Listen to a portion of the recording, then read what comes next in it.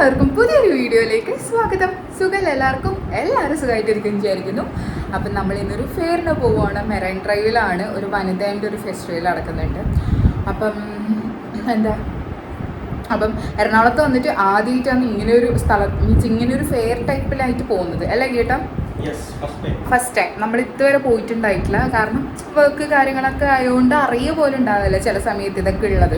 അങ്ങനെ ഒരു പ്രശ്നം പറ്റിയിട്ടുണ്ട്. അപ്പോൾ ഇന്ന് സൺഡേ അതുണ്ട് എന്ന് അറിഞ്ഞു. ഫെബ്രുവരി 5 വരെ, എത്ര ദിവസം വരെ? 24th വരെ ഒന്നല്ലേ? ഫെബ്രുവരി 24th വരെ തോന്നുന്നു. അവിടെ പോയിട്ട് വിശേഷങ്ങളൊക്കെ പറഞ്ഞുതരാം, എങ്ങനെയാണ് കാര്യങ്ങളൊക്കെ പറഞ്ഞുതരാം. അപ്പോൾ അവിടെ എത്തിയിട്ട് കാണാം. നമ്മൾ മെറൈൻ ഡ്രൈവിൻ്റെ അവിടെ, അതായത് ഹൈക്കോ ജംഗ്ഷനിൽ വനിതാ ഫെസ്റ്റിവൽ നടക്കുന്നുണ്ടായിരുന്നു. കേരളാസ് ബിഗ്ഗസ്റ്റ് കൺസ്യൂമർ ഫെയർ അത് നടക്കുന്നുണ്ടായിരുന്നു. അപ്പോൾ കുറേ നാളായി വിചാരിക്കുന്നു ഏതെങ്കിലും ഒരു ഫെയറിന് പോകണം. എറണാകുളത്ത് വന്നിട്ട് ഇതുവരെ ഫെയറിന് പോകാൻ പറ്റിയിട്ടില്ല. ഞങ്ങളവിടെ എത്തിയപ്പോഴേ 50 രൂപയാണ് ഒരാളുടെ ടിക്കറ്റ് ഫീ. അതിൻ്റെ കൂടെ തന്നെ ഒരു ചന്ദനം തിരിയും കൂടെ കിട്ടിയിട്ടുണ്ടായിരുന്നു, 2 പാക്കറ്റ് ചന്ദനത്തിരി. പിന്നെ ടിക്കറ്റ് ഇല്ലാണ്ട് നമുക്ക് ഫ്രീ ആയിട്ട് കയറാനും പറ്റും. മലയാള മനോരമ പത്രത്തിൽ ഇതുപോലത്തെ ആഡ് വരും. ഇത് കൊണ്ട് കൊടുത്തിട്ടുണ്ടെങ്കിൽ ഇത് ഫ്രീ എൻട്രി ആയിട്ട് നമുക്ക് കയറാൻ പറ്റും. അങ്ങനെ ഒരു ഓപ്ഷൻ കൂടെ ഈ വനിതാ ഫെസ്റ്റിവലിനുണ്ട്. അങ്ങനെ നമ്മൾ ടിക്കറ്റൊക്കെ കൊടുത്തു, അതിൻ്റെ പാതി നമുക്ക് തന്നു, എന്നിട്ട് ഉള്ളിലേക്ക് കയറി. വൈകുന്നേരം ആയോ കേട്ടോ, അത്യാവശ്യം നല്ല തിരക്കുണ്ട്. ഒരു 4 മണിയൊക്കെ കഴിഞ്ഞിട്ടാണ് ഞങ്ങളവിടെ എത്തിയിട്ടുണ്ടായത്. കയറുമ്പോൾ തന്നെ നമുക്കൊരു 80% അജ്മൽ ബിസ്മിയുടെ ഇലക്ട്രോണിക്സ് പ്രോഡക്റ്റ്സ് ആണ് നമുക്ക് കാണാൻ പറ്റുന്നത്. അത്യാവശ്യം നല്ല വിലക്കുറവിലും ഓഫറിലും കിട്ടുന്ന ഒരുപാട് ഇലക്ട്രോണിക് പ്രൊഡക്ട്സ് അവിടെ കാണാൻ പറ്റി. നമുക്ക് ഏത് വേണമെന്ന് വെച്ചാൽ നോക്കിയെടുക്കാം. ഈവൻ ഇവിടെ ബുക്ക് ചെയ്ത് വരെ ഇടാൻ പറ്റുന്ന സൗകര്യങ്ങൾ അവരാക്കിയിട്ടുണ്ടായിരുന്നു. ഒരുപാട് kinds of TV, washing machine, fridge, അങ്ങനെ നമ്മളെ വീട്ടിലേക്ക് വേണ്ട എല്ലാ സാധനങ്ങളും, എല്ലാ ഇലക്ട്രോണിക് സാധനങ്ങളും അവർ ഭയങ്കര ഓഫറിലാണ് ഇവിടെ കൊടുക്കുന്നുണ്ടായത്.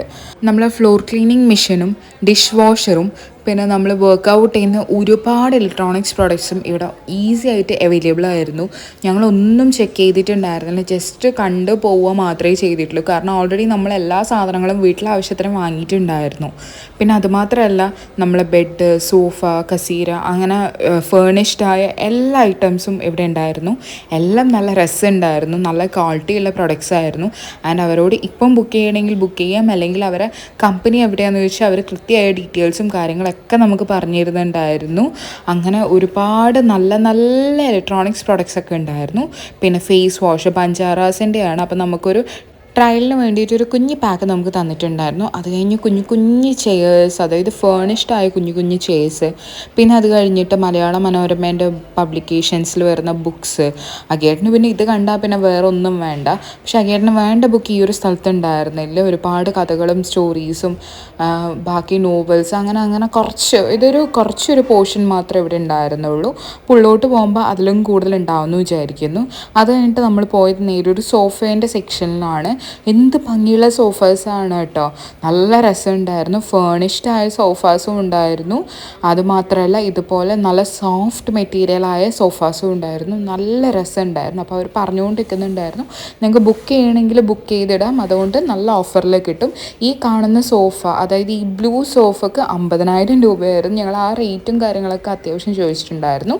പിന്നെ ഇതൊക്കെ നമ്മുടെ എക്സസൈസിന്, വർക്കൗട്ടിന് വേണ്ട കുറച്ച് സാധനങ്ങളൊക്കെ അവിടെ ഡെമോ കാണിക്കുന്നുണ്ടായിരുന്നു. അതിൽ കയറി എന്നിട്ട് നമുക്ക് അവർ എക്സ്പ്ലെയിൻ ചെയ്ത് തരുന്നുണ്ടായിരുന്നു. പിന്നെ ഒരു കുഞ്ഞ് സ്പേസ്, ഒരു കാറിൻ്റെ ഒരു സ്പേസ് ആയിരുന്നു. കുറച്ച് കമ്പനീസ് ഓഫ് കാർസ് അതവിടെ എക്സിബിഷനിലുണ്ടായിരുന്നു. അത് കഴിഞ്ഞിട്ട് പിന്നെ മുന്നോട്ടേക്ക് പോകുമ്പോൾ പിന്നെ നമ്മൾ നോർമൽ ഡെയിലി യൂസ്ഫുൾ സാധനങ്ങളാണ് അവിടെ കാണിച്ചുകൊണ്ടിരുന്നത്. ഡ്രസ്സ്, നമ്മൾ ഉപയോഗിക്കുന്ന പല സാധനങ്ങൾ, അങ്ങനെ പലതും ഉണ്ടായിരുന്നു. ഞങ്ങൾ ഒരിടത്ത് എത്തിയപ്പോഴത്തേക്ക് ഈ ഒരു സാധനം കണ്ടെത്തി. അപ്പോൾ അത് കണ്ടപ്പോഴത്തേക്ക് നമ്മൾ വിചാരിച്ചു ജസ്റ്റ് ഒന്ന് വാങ്ങിയാലോ എന്ന്. അതായത് കണ്ണാടി തുടച്ച ആ സാധനമല്ല, ഇപ്പം ഞാൻ തൊട്ടെടുത്ത ആ സാധനം. അത് ഭയങ്കര യൂസ്ഫുൾ ഒരു പ്രൊഡക്റ്റാണ്. പക്ഷേ അതിൻ്റെ മെറ്റീരിയൽ കുറച്ചും കൂടി സോഫ്റ്റ് ആയിരിക്കണം എന്ന് തോന്നിയിട്ടുണ്ടായിരുന്നു. ഇവിടെ കുറച്ച് റഫായിട്ടാണ് തോന്നിയത്. അപ്പം ഇത് കണ്ടപ്പോഴത്തേക്ക് അത് വാങ്ങണം എന്നുണ്ടായിരുന്നു. നല്ല പൊടിയാണ് ഇവിടെ. പൊടിക്ക് ബെസ്റ്റായ ഒരു സാധനമാണ് കേട്ടോ ആ ഒരു സാധനം. വേറെ ഒന്നും എനിക്ക് തോന്നിയില്ല. കാരണം ഞാൻ പണ്ട് ഇത് യൂസ് ചെയ്തുകൊണ്ട് എനിക്കറിയാമായിരുന്നു. ഏകദേശം ഞാൻ ഒരു ഒരു 2 വർഷത്തോളം കണ്ടിന്യൂസ് ആയിട്ട് യൂസ് ചെയ്തിട്ടുണ്ട്. നല്ലോണം ഒരു 2.5 വർഷമെങ്കിലും നിൽക്കും. ജസ്റ്റ് ഒരു 200 രൂപേൻ്റെ ഉള്ളിൽ വരുന്ന പ്രൊഡക്റ്റ് അല്ലേ, അത്രയും നിന്നാലല്ലേ, അത്രയെങ്കിലും നിൽക്കുമ്പോൾ എന്തൊരു ലാഭമാണ് നമുക്ക് കിട്ടുന്നത്. ആൻഡ് ഇത് ഞാൻ പണ്ട് വാങ്ങിയതിനേയും കാട്ടിയും കുറച്ചും കൂടെ നീളമുള്ള സാധനമായിരുന്നു. അതുകൊണ്ട് ഫോൾഡബിൾ ആണ്, എല്ലാം അടിപൊളിയായിരുന്നു.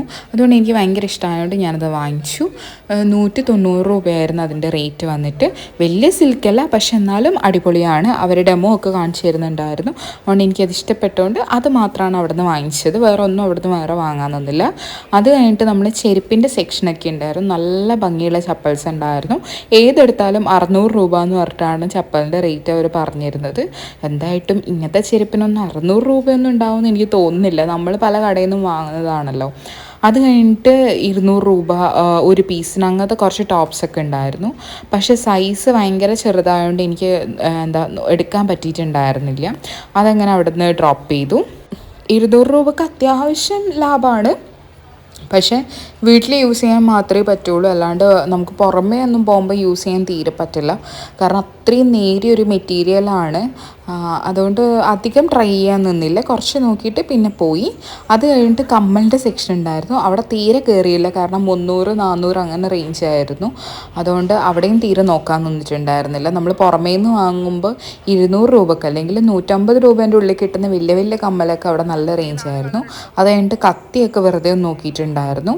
അത് കഴിഞ്ഞിട്ട് ഇപ്പുറത്തെ സെക്ഷനിൽ വരുമ്പോൾ കൈത്തറി മുണ്ടാണ്. ഇതത് 4 എണ്ണത്തിന് 600 രൂപയായിരുന്നു. അതെനിക്ക് നല്ല വർത്തായിട്ട് തോന്നി. 4 എണ്ണം എടുക്കുമ്പോൾ 600 രൂപ.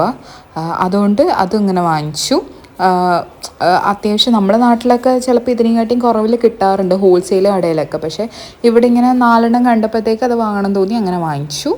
അത് കഴിഞ്ഞിട്ട് കുറച്ച് മിഠായിക്കൊക്കെ ഇങ്ങനെ കണ്ടു. അങ്ങനെ ഒരുപാട് നമ്മൾ ഫെയറിൽ ഉണ്ടാകുന്ന സെയിം സാധനങ്ങൾ തന്നെ അത് ഒരു സെക്ഷൻ ഓഫ് ഇലക്ട്രോണിക്സ് കഴിഞ്ഞ ശേഷം അവർ ഇങ്ങനത്തെ ഒരു സെക്ഷനിലേക്ക് കൊടുത്തിട്ടുണ്ടായിരുന്നു. പിന്നെ എന്തൊക്കെയോ സ്വീറ്റ്സ്, അത് കാണുമ്പോൾ തന്നെ വാങ്ങാൻ തോന്നുന്നില്ല, എങ്ങനെ ആൾക്കാർ കഴിക്കുന്നതെന്ന് അറിയില്ല.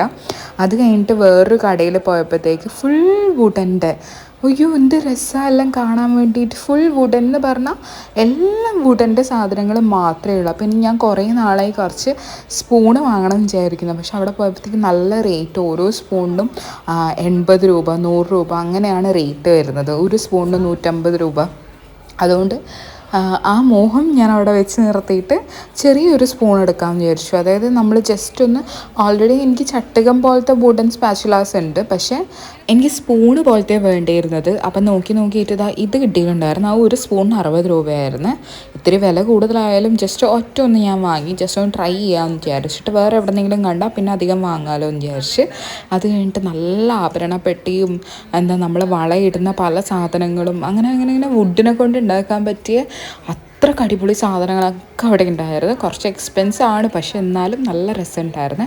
അയ്യേൻ്റെ കയ്യിലുണ്ടായ ആ ആഭരണപ്പെട്ടിക്ക് 500 രൂപ ഉണ്ടായിരുന്നുള്ളൂ. അതെനിക്ക് കുറച്ച് വർത്തായി തോന്നി. പിന്നെ അതിൻ്റെ വലിയൊരു ആഭരണപ്പെട്ടി ഉണ്ടായിരുന്നു, ആ താഴെയുള്ള, അതിന് 3000 രൂപയായിരുന്നു റേറ്റ് വന്നിട്ട്. പിന്നെ അത് കഴിഞ്ഞിട്ട് നമ്മൾ ട്രേ, അങ്ങനെ പല സാധനങ്ങളും. പിന്നെ ഓരോ ആഭരണപ്പെട്ടിക്ക് ഓരോ റേറ്റ് ആയിട്ട്. 500 രൂപ നേരത്തെ കണ്ടത്, ഇതിന് 800 രൂപയായിരുന്നു. വ്യത്യാസം എന്തെങ്കിലും ഉണ്ടാവുമായിരിക്കും, അതുകൊണ്ടായിരിക്കും ഞാൻ റേറ്റ് മാറി വരുന്നത്. ഞങ്ങൾ ഏറ്റവും കൂടുതൽ ടൈം ഇവിടെയാണ് സ്പെൻഡ് ചെയ്തത്. കാരണം അത്രയ്ക്ക് അടിപൊളിയായിരുന്ന സാധനങ്ങൾ മുഴുവനും. പണ്ട് വളയിടുന്ന സാധനങ്ങളൊക്കെയാണ്. അതൊന്നും കൂടെ കണ്ടപ്പോൾ വാങ്ങാനൊക്കെ തോന്നിയിട്ടുണ്ടായിരുന്നു. പക്ഷെ നല്ല റേറ്റ് ഉള്ളതുകൊണ്ട് വാങ്ങിയിട്ടുണ്ടായിരുന്നില്ല. നമുക്ക് വേറെ എവിടെ നിന്നെങ്കിലും വാങ്ങാമോ എന്ന് വിചാരിച്ചു. പൊതുവെ എക്സിബിഷന് വരുമ്പോഴത്തേക്ക് നമ്മൾ പിന്നെയും റേറ്റ് കൂടുതൽ ഇടുന്നത് കണ്ടിട്ടുണ്ട്. നമ്മൾ പുറത്ത് വാങ്ങുമ്പോൾ അത്രയും റേറ്റ് പോലും ഉണ്ടാവാറില്ല. അത് കഴിഞ്ഞിട്ട് പിന്നെ കുറേ ചപ്പൽസിൻ്റെ ഒരു 4 കടയായിട്ട് അവിടെ ഉണ്ടായിരുന്നു. ഒരുപാട് ആൾക്കാർ ട്രൈ ചെയ്യുന്നുണ്ട്. എനിക്ക് ഇങ്ങനത്തെ ഒന്നും വലിയ സൂട്ടാവാറില്ല, മീൻസ് കാലിന് അത്രയും ഇഷ്ടമാവാറില്ല. അതുകൊണ്ട് അത് വാങ്ങിച്ചിട്ടുണ്ടായിരുന്നില്ല. പിന്നെ നമ്മളെപ്പോൾ ഉള്ള സെക്ഷൻ അച്ചാറിൻ്റെ ഒരു വലിയ സെക്ഷൻ തന്നെയുണ്ട്. 1/4 കിലോന് 100 രൂപയോ എന്തോ അങ്ങനെയായിരുന്നു അച്ചാറിൻ്റെ റേറ്റൊക്കെ വന്നിട്ട്. പിന്നെ അത് കഴിഞ്ഞിട്ട് കുറേ മിഠായി എല്ലാം ഉണ്ടായിരുന്നു. അതിൽ ഒരു മിഠായി എടുത്തു. അവസാനം അത് കഴിക്കാൻ പറ്റാത്ത അവസ്ഥയിൽ വരെയായി. കാരണം അറിയില്ലായിരുന്നു ആ മിഠായി. ഞാൻ വെച്ച് കടല മിഠായി പോലത്തെ മിഠായിയാണെന്ന് വിചാരിച്ചിട്ടാണ് അതെടുത്തത്. ഒരുപാട് ഉണ്ടായിരുന്നില്ലേ, വേറൊരു കാറ്റ് മിഠായി പോലത്തെ ഒക്കെ എടുത്താൽ മതിയായിരുന്നു. പക്ഷെ അറിയാത്തതുകൊണ്ട് അതങ്ങ് എടുത്തു. പക്ഷേ ഇതിനൊന്നും പണ്ടത്തെ ടേസ്റ്റ് കിട്ടുന്നില്ല കേട്ടോ. സീരിയസ്ലി പറയാം, ഇതൊക്കെ പുതിയ പോലത്തെ ഒരു മിഠായിയാണ്. പണ്ടത്തെ ടേസ്റ്റൊന്നും ഈ മിഠായിക്ക് കിട്ടുന്നില്ല. അത് കഴിഞ്ഞിട്ട് നമുക്ക് ഒരുപാട് സാമ്പിൾസൊക്കെ അവർ തരാറുണ്ട് കേട്ടോ. നടന്നു പോകുമ്പോൾ ഓരോ സ്ഥലത്തുനിന്നും ഓരോ സാമ്പിൾ ടേസ്റ്റ് ചെയ്ത് നോക്കാൻ വേണ്ടിയിട്ട് തരുന്നുണ്ട് ആൾക്കാർ.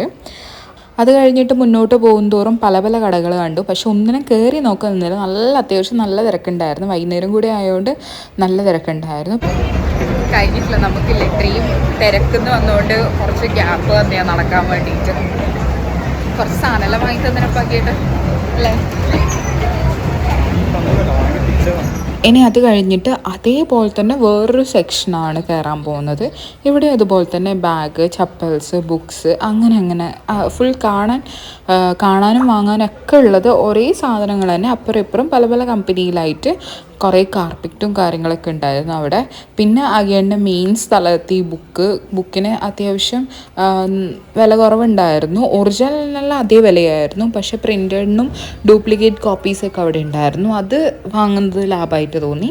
അങ്ങനെ കുറേ സമയം, അതായത് ഏകദേശം ഒരു 15 മിനിറ്റോ അല്ലെങ്കിൽ 20 മിനിറ്റോ ആകിയാണ് ഈ ബുക്കിൻ്റെ ഉള്ളിൽ തിരഞ്ഞ് കണ്ടുപിടിക്കാൻ നോക്കി. ആ സമയം ഞാൻ നേരെ ഓപ്പോസിറ്റുള്ള ഒരു ചെരുപ്പ് കടയിലാണ് ഞാൻ പോയത്.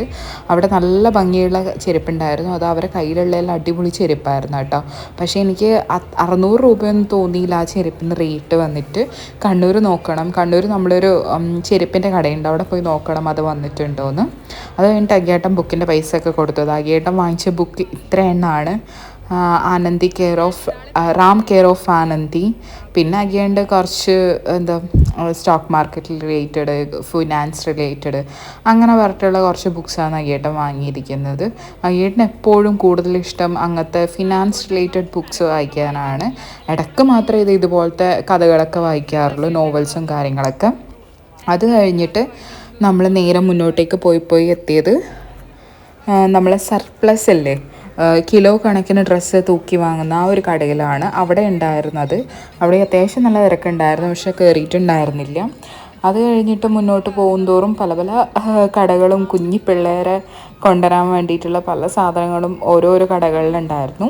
അത് കഴിഞ്ഞിട്ട് ഒരു വിത്തിൻ്റെ കടയുണ്ടായിരുന്നു. അവിടെ കയറിയപ്പോഴത്തേക്ക് വിത്ത് നോക്കാമെന്ന് വിചാരിച്ചു.